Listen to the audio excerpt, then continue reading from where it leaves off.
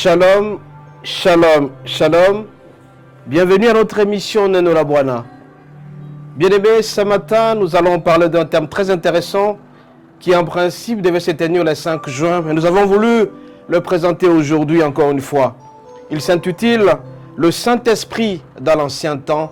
Le Saint-Esprit aujourd'hui, le Saint-Esprit à la fin de temps. Comme vous le savez, bien-aimés, que la Pentecôte est une grande fête qui est célébrée à travers le monde, et particulièrement en Israël. Là, on se rappelle de l'effusion du Saint-Esprit. On se rappelle de la descente du Saint-Esprit. La Pentecôte, bien-aimés, qui est une fête chrétienne, qui est célébrée à travers le monde, qui nous parle de l'effusion du Saint-Esprit, qui nous parle de la descente du Saint-Esprit 50 jours après la résurrection de Christ. Et donc, ça nous montre un peu cette puissance, la puissance de l'Esprit, qui aujourd'hui a voulu à ce que l'Église puisse être répandue à travers le monde. Comme vous le savez très bien, bien-aimés, d'après les statistiques, dans les 8 milliards de personnes qui existent à travers le monde, à peu près 1,7 milliard, ce sont les chrétiens qui sont en train de vivre le fruit de l'Esprit, le fruit du Saint-Esprit. Raison pour laquelle, bien-aimés, nous avons voulu parler de ce thème très intéressant, le Saint-Esprit dans l'ancien temps. Le Saint-Esprit aujourd'hui, le Saint-Esprit dans le temps à venir. Dans l'ancien temps, c'est-à-dire dans l'Ancien Testament, où c'était dirigé tout simplement par la loi, le respect du commandement de Moïse. Aujourd'hui, c'est parce que la grâce de Dieu est là. Dans le Nouveau Testament, nous traversons la période de la grâce. Et dans l'état à venir, nous serons toujours dans la grâce. Mais avant de le faire, bien-aimés, avant de continuer cette prestation, nous allons solliciter l'intervention sainte du Saint-Esprit. Que le Saint-Esprit vienne à notre secours, qui nous guide et qui fait en sorte que ceux qui vont suivre cette parole puissent être changés, puissent être persuadés et qu'ils puissent suivre le Saint-Esprit et qu'ils soient en présence du Saint-Esprit, en union du cœur avec notre Dieu. Nous allons prier. Notre Dieu, notre roi, notre Créateur, Dieu d'Abraham, d'Isaac et de Jacob, Dieu de toutes les générations. Ce matin, tu vas nous parler de ta part sur le thème intéressant, le Saint-Esprit. Le Saint-Esprit dans l'ancien temps, le Saint-Esprit aujourd'hui, le Saint-Esprit dans les temps à venir. Nous sollicitons ta grâce, nous sollicitons ta présence, afin que cette parole puisse changer des vies. Cette parole puisse amener des gens auprès de toi. Qu'au-delà de 1,7 milliard que nous avons de chrétiens, que nous ayons plus, 3 milliards, 5 milliards qui te suivent notre Dieu, et que le monde puisse être changé et qu'il puisse marcher selon le rythme du Saint-Esprit et selon le rythme chrétien. Notre Dieu, notre roi, nous t'avons ainsi prié au nom de Jésus. Amen. Bien-aimés, la Pentecôte, c'est une fête chrétienne qui est célébrée 50 jours après la résurrection du Christ. Vous vous rappelez très bien que les apôtres étaient ensemble. Ils étaient enfermés, ils étaient au nombre de 11 parce que Judas s'était pendu. Ils étaient 11, ils attendaient. Parce que Christ, quand il est parti, il a dit « Je ne vous laisserai pas seul, je vous enverrai quelqu'un. » Un esprit consolateur. C'est lui qui va vous donner encore la force. C'est lui qui va vous vivifier et qui fera en sorte que vous puissiez réussir à propager la parole de Dieu. Ainsi donc, bien-aimés, nous allons poser notre prestation sur un passage suivant, acte 2. Acte 2 du 1er jusqu'au 4e verset. Nous lisons au nom de Jésus. Le jour de la Pentecôte, ils étaient tous ensemble dans le même lieu. Tout à coup, il vint du ciel un bruit comme celui d'un vent impétueux. Il remplit toute la maison où ils étaient assis.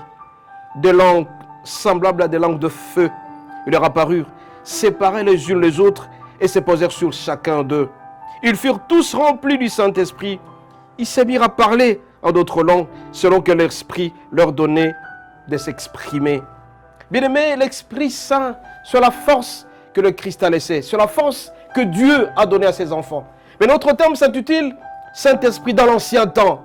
Saint-Esprit aujourd'hui, Saint-Esprit de l'avenir. Dans l'ancien temps, c'est-à-dire dans l'Ancien Testament, on l'appelait l'Esprit de l'Éternel.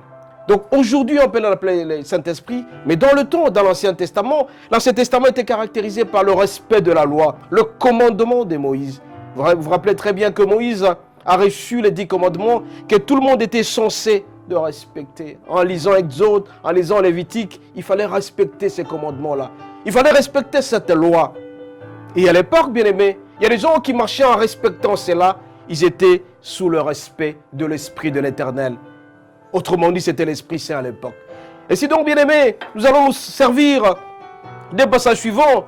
Juge 3, 9 jusqu'à 11. Juge 3, 9 jusqu'à 11, il est dit ceci. Nous commençons par 8e verset. La colère de l'Éternel s'enflamma contre Israël. Il les vendit entre les mains des Coshnans de Mésopotamie. Et les enfants d'Israël furent asservis 8 ans à Cushan. Les enfants d'Israël crièrent à l'Éternel, et l'Éternel leur ressuscita un libérateur qui les délivra, Othniel, fils de Kenaz, frère cadet de Caleb. L'esprit de l'Éternel fut sur lui. Je répète au verset 10. L'esprit de l'Éternel fut sur lui. Il devint juge en Israël. Il partit pour la guerre. L'Éternel livra contre sa main Cushan, roi de Mésopotamie. Sa main fut puissante contre Cushan. Bien-aimés, comme vous le savez, l'homme est composé de 3 parties. L'homme est composé du corps, de l'esprit et de l'âme. Et très souvent, le corps est dirigé par la chair. C'est-à-dire que l'homme a l'affection de la chair.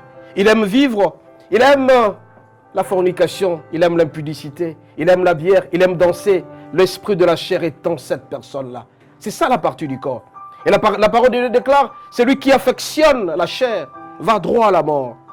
Quand on est charnel, on aime le monde, on aime tout ce qui se trouve dans le monde. On ne sait pas contrôler ses sens. Bien aimé, l'affection de la chair égale à mort. Donc on est dirigé par ses pulsions. On est dirigé par ce que le corps veut, par les 5 sens. Quand tu vois quelque chose avec tes yeux, tu as tendance à y aller. Et tu penses que c'est bon pour toi. Quand tu sens quelque chose, l'odorat, tu as tendance à y aller. Quand tu vois, tu veux toucher. Voilà, tout ça, bien aimé. Nous sommes à un certain moment dirigés par notre corps, par les 5 sens. On affectionne la chair. Et la parole de Dieu déclare dans Romains 8, verset 8, que l'affection de la chair, c'est la mort. Mais par contre, quand tu affectionnes l'esprit, tu vas aller droitement vers la joie. Mais dans le ancien temps aussi, bien aimé, les gens affectionnaient la chair. Et ça a été le cas en Israël. En Israël, les gens commençaient à danser. Ils se mariaient, ils faisaient n'importe quoi. Ils ne considéraient plus Dieu. À un certain moment, l'esprit de l'Éternel a quitté. Et quand l'Éternel le quitte, c'était maintenant la catastrophe nationale. Les gens pleuraient, ils criaient. Il est dit dans verset 8, Juge 3, verset 8, la colère de l'Éternel s'enflamma contre Israël. Parce que tout simplement, ils affectionnaient la chair. Ils aimaient la fête, ils aimaient l'argent, ils étaient cupides. Toi aussi, mon bien-aimé, quand tu es dirigé par ta chair, à un certain moment, tu vas crier et la colère de l'Éternel ne tardera pas à frapper sur toi. Et la colère de Dieu a frappé sérieusement Israël.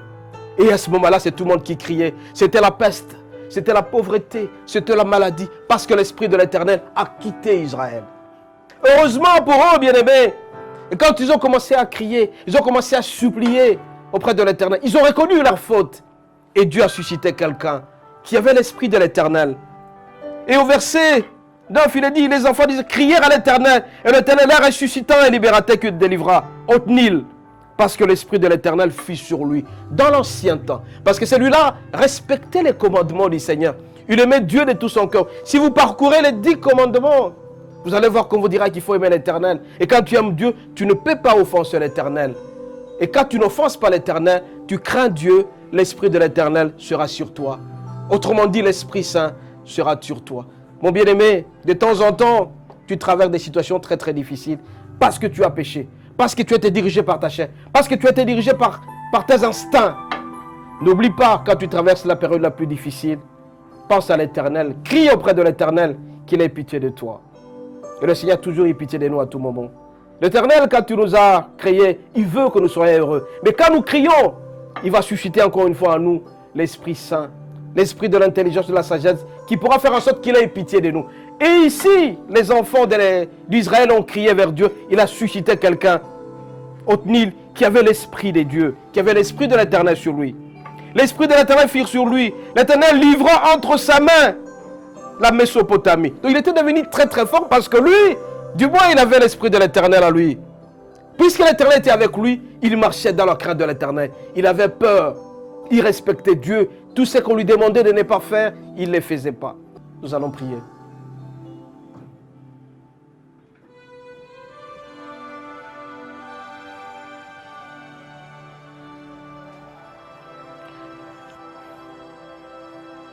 Notre Créateur, Dieu d'Abraham, Dieu d'Isaac, Dieu de toutes les générations, notre et de notre roi.